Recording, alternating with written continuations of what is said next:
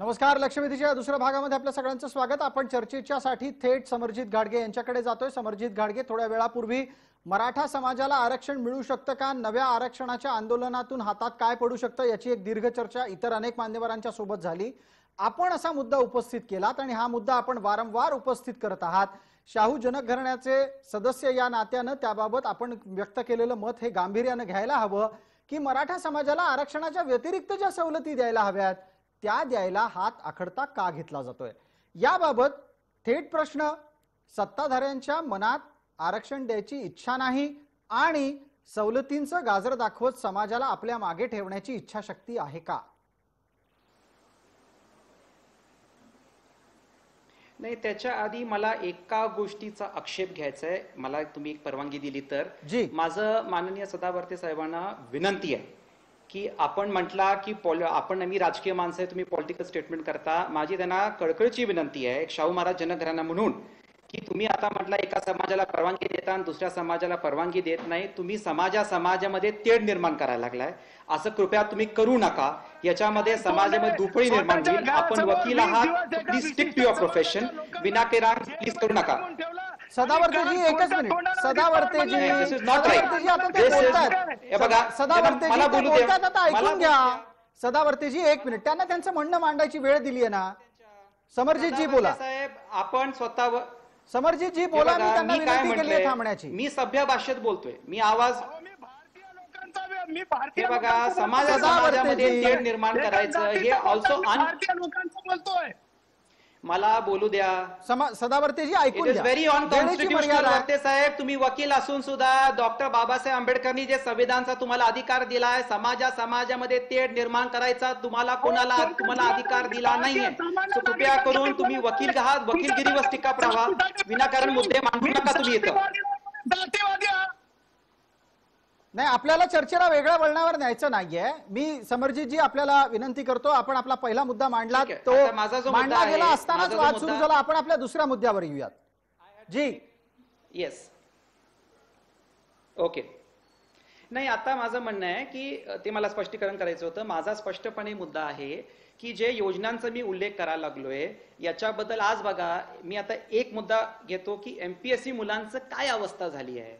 आज शासनाने GR काढला की तुम्हाला 2020चं तुम्हाला EWS सर्टिफिकेट दिलं पाहिजे, त्यासाठी 5 दिवस दिलेत. यामध्ये कुठं सर्टिफिकेट आणणार? या मुलांना जे 2014 पासून 1265 असतील आणि 2018, 19, 20 पासून 2185 असतील, या मुलांना तुम्ही कोर्टची ऑर्डर असून सुद्धा नियुक्त्या कधी देणार आहे आणि ही इम्प्लिमेंट नाही झाली. या मुलांचा भविष्य प्रॉब्लेम मध्ये आपण या सगळ्या आरोप प्रत्यारोपामुळे या मुलांचं भविष्य अडचणीत आणलंय. या मुद्द्यांवर कोण बोलतंय का? I think these are the issue. OBC समाजाला जे फायदे मिळतात, आरक्षण जेव्हा येईल तेव्हा हे फायदे कधी मिळणार ह्याच्याबद्दल सरकार टाइम बाउंड बोलत नाही. हे सरकारच्या हातात आहे. बजेटरी प्रोव्हिजन आहे, त्यांनी ती करावी. कारण ह्याच्यामध्ये आता विद्यार्थी, मेडिकल सगळी हे अडचणीत आलेत. विद्याताई उत्तर द्या याचं. आणि आत्ताच्या घडीला आरक्षणाच्या पलीकडे जाऊन सवलतीच्या बाबत समाज मोठ्या आशेनं सत्ताधारींकडे पाहतोय, हेही आपल्या लक्षात आलंच असेल. निश्चितच मला या ठिकाणी सांगायचं आहे की राज्य सरकार पूर्ण यांनी ज्या मागण्या केलेल्या आहेत त्याच्यासाठी अनुकूल आहे आणि त्यासाठी पूर्ण चर्चा होऊ शकते. परंतु वारंवार जे सांगितलं की आरक्षण 1953 साली पहिल्यांदा काका कालेलकर यांनी सामाजिक, राजनीतिक आणि शैक्षणिक आणि आर्थिक हा जातीचा आधार मानावा हे सांगितलं होतं.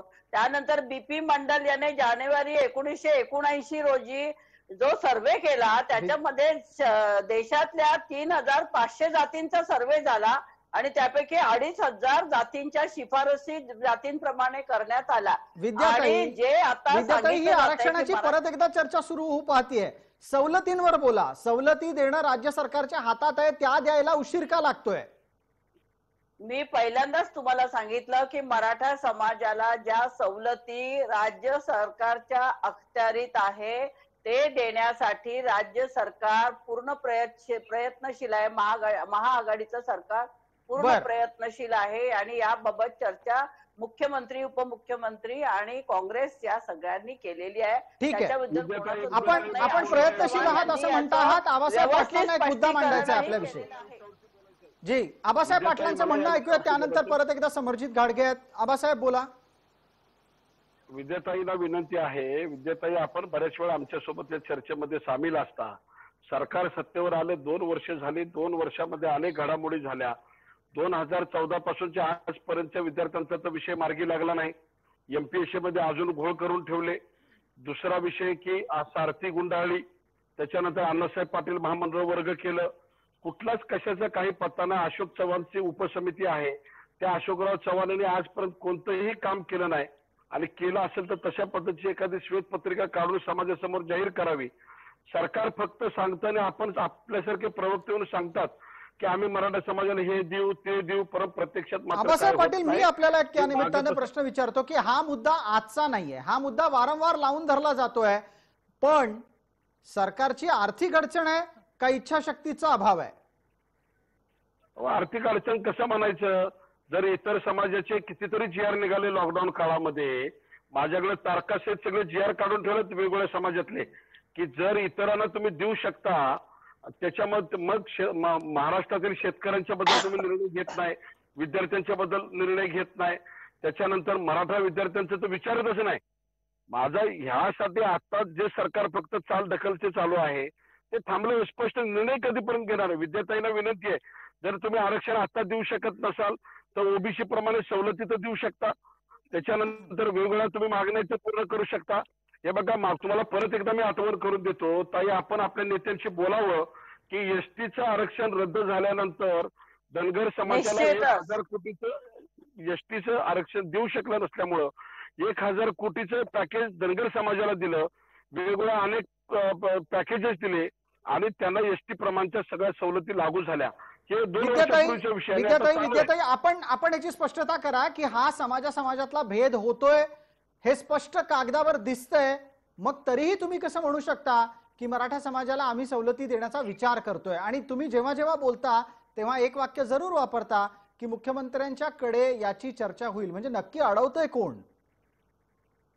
नाही, मला हे पहा काथेजी, मला आणि आबासाहेबांना पण या ठिकाणी हेच सांगायचंय की तुम्ही जी मागणी करताय, तुम्ही जे सांगितलं की एसटी असेल किंवा आणि कुठल्या समाजाला दिलं असेल, तर माझं म्हणणं आहे की आम्ही काही मराठा समाजाचे, धनगर समाजाचे किंवा ओबीसी समाजाचे दुश्मन नाही आहोत.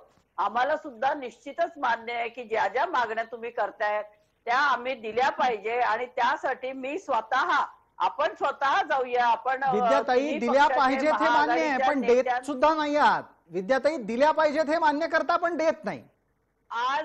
आज राज्याची परिस्थिती काय आहे, करोनाची परिस्थिती काय आहे याची आपल्याला सगळ्यांना माहिती आहे. आता करोनाची दुसरी लाट ओसरल्यानंतर आपण प्राधान्याने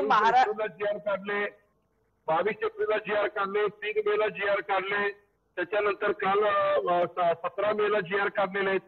मग आबासाहेबांना काय म्हणायचंय की मराठा समाजाला जाणून बुजून दिलं जात नाही असं म्हणायचंय का आपल्याला? मला आपल्याला विनंती करायची आहे की कुठल्याही समाजावर अन्याय व्हावी अशी शासनाची भूमिका नाही, सरकारची भूमिका नाही.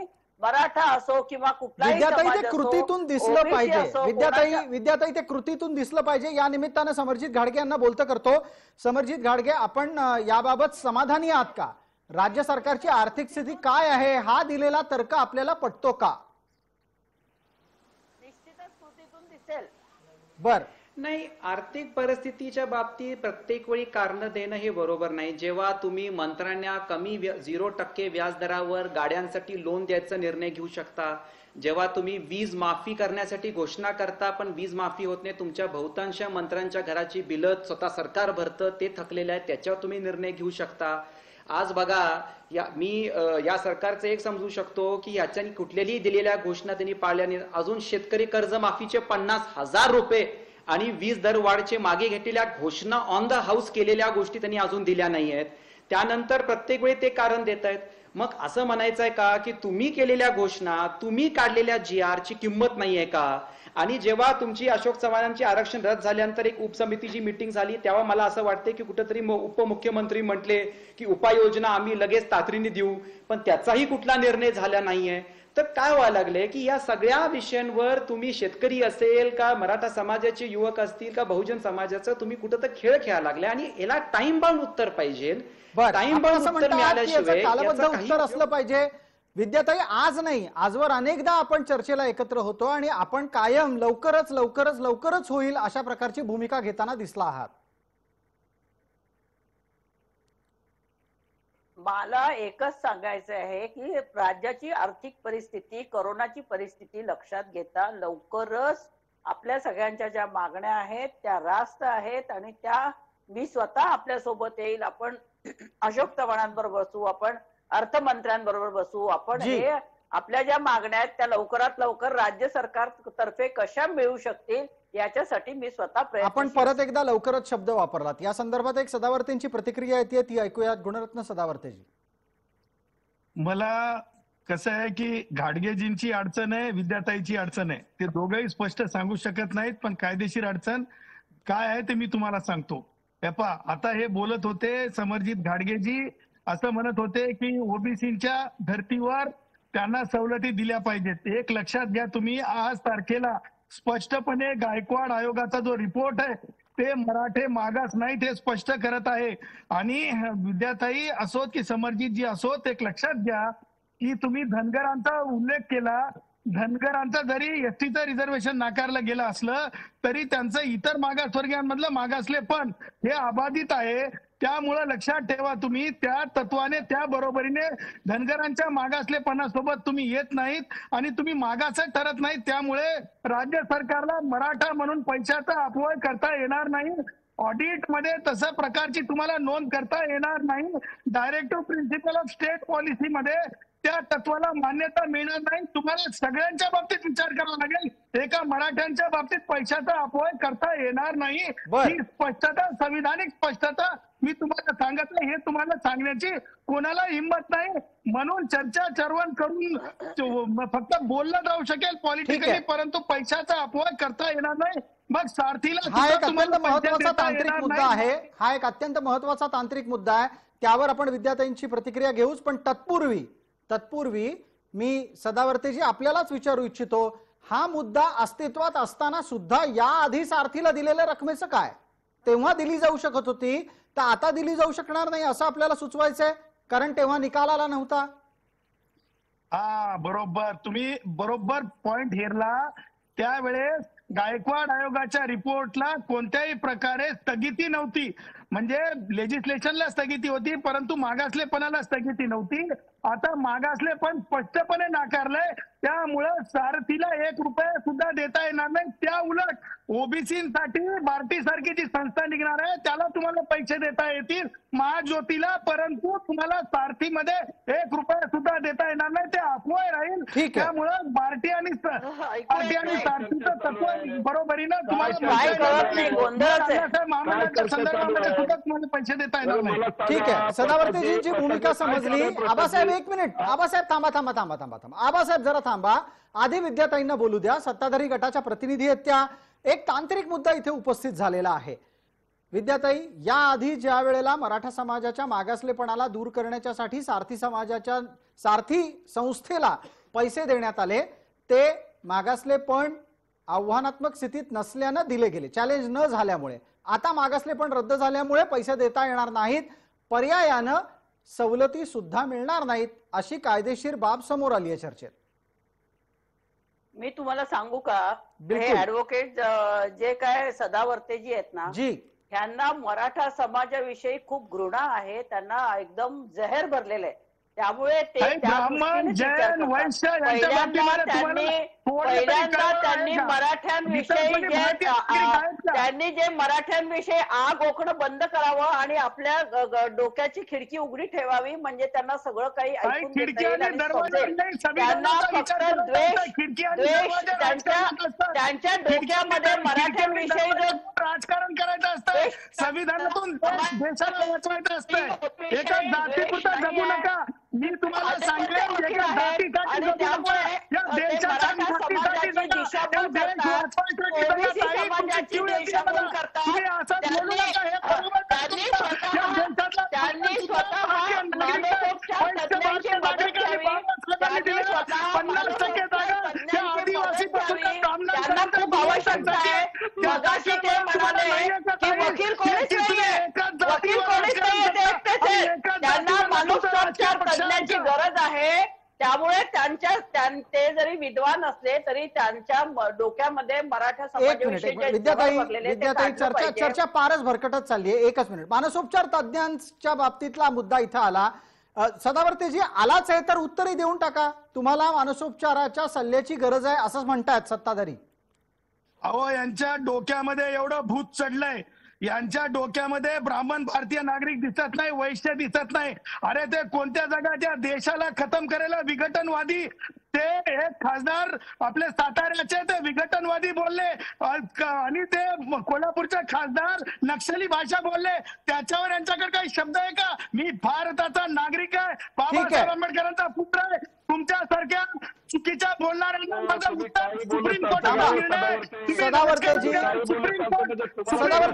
मिनिट. सदावर्तेजी ऐका, सदावर्तेजी आपल्याला चर्चेला फार वेगळ्या वळणाला न्यायचं नाहीये. आबासाहेब पाटील 30 सेकंदात भूमिका मांडा कृपया. बोलायचा अधिकार आहे का सदावर्ते? आबासाहेब आपला आवाज घेता येता राहिला. विद्याताई आवाज बंद करा की जरा. विद्याताई माईक म्यूट करा तुमचा. विद्याताई माईक म्यूट करा जरा. विद्याताईंचा आवाज जी बोला. आबासाहेब माझं बंद आहे.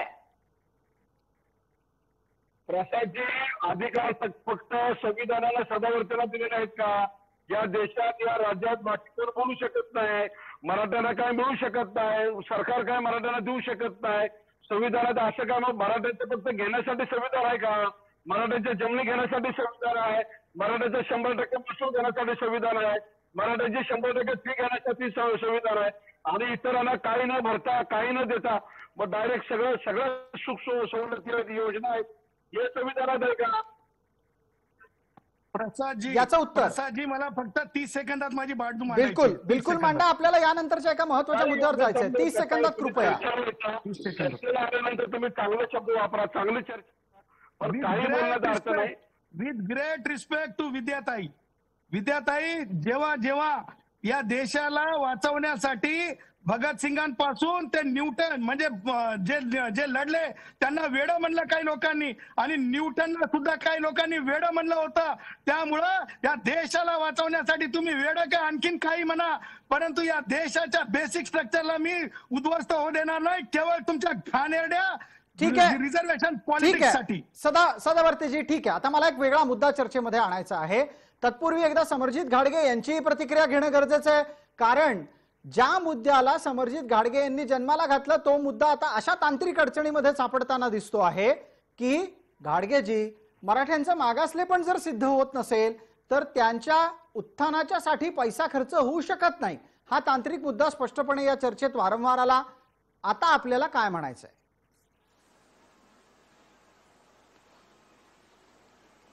नाही, गायकवाड अहवाल जो सादर झाला, जो हायकोर्टने त्याला एक्सेप्ट केलं, ते सुप्रीम कोर्टमध्ये टिकला नाही. आणि तो का टिकला नाही त्याच्यावर बरेच गोष्टी आहेत. आणि सिस्टमॅटिकली गायकवाड आयोग कसं चुकीचं आहे ह्याच्यावर प्रयत्न पण केला गेला.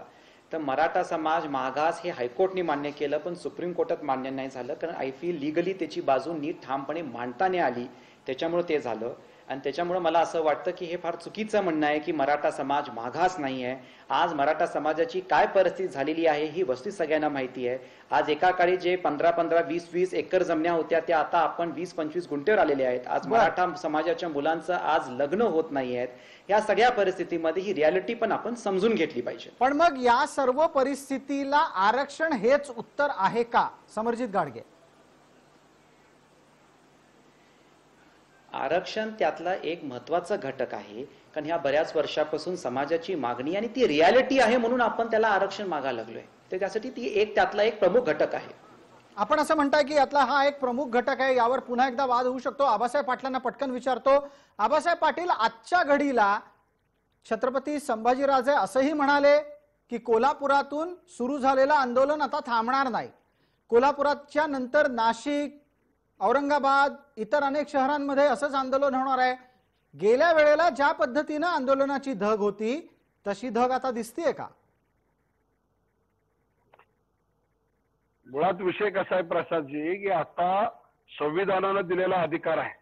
संविधानामध्ये घटनेमध्ये मराठ्यांना तितके सर्व बाबी लागू आहेत ज्या इतरांना आहेत. मराठे आंदोलन करू शकतात, मोर्चे काढू शकतात, आरक्षण मागू शकतात.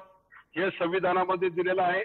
त्याच्यामध्ये आर्टिकल 15 मध्ये समान न्याय समान संधीच्या पद्धतीने सांगितलं, ते न्याय आम्हाला समान न्याय मिळाला पाहिजे. ठीक आहे.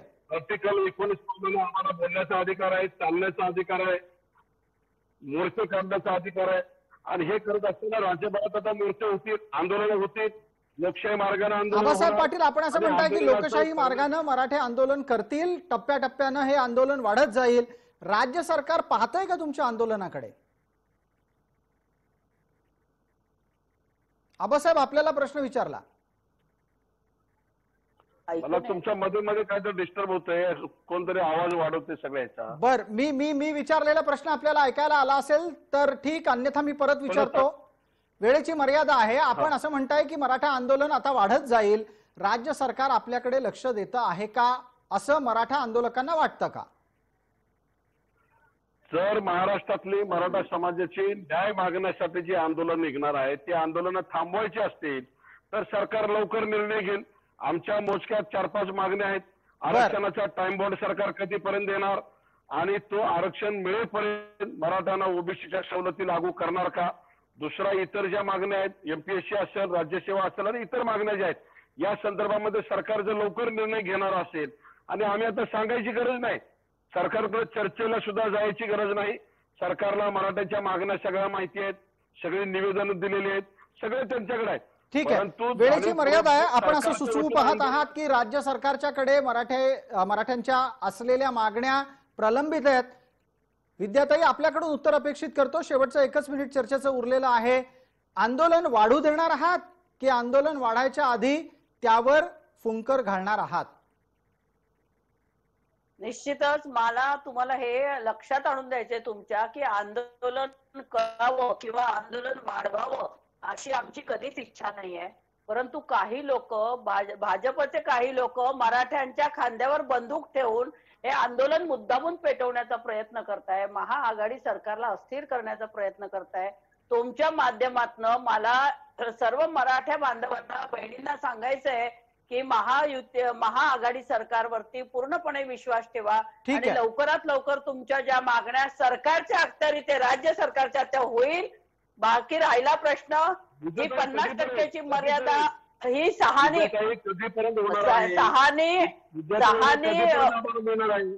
जी विद्याताई, इंदिरा सहानी प्रकरणामध्ये कोर्टामध्ये जी 50% आरक्षणाची मर्यादा उठवायची असेल तर विद्याताईच्या 50%च्या विषयी परत एकदा अर्धा तास चर्चा सुरू होईल. एक प्रश्न छोटासा आबासाहेबांकडून आपल्याला आला की कधी राज्य सरकारच्या हातात जे आहे ते होणार?